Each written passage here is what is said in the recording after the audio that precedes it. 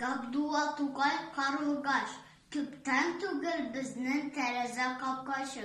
Ай-ай-та минем сигән карлыгашым, ул көн буе авызы белән балчык ташый, балчык белән матур итеп ай-ай ясый.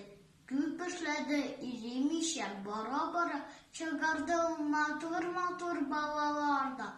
Ачык сала карлыгашның балалары чебен-чәрки тотып кайта. Аналары карлыгашын ямьсез озын кара төндә каты йоклый оясында, алмый тынды.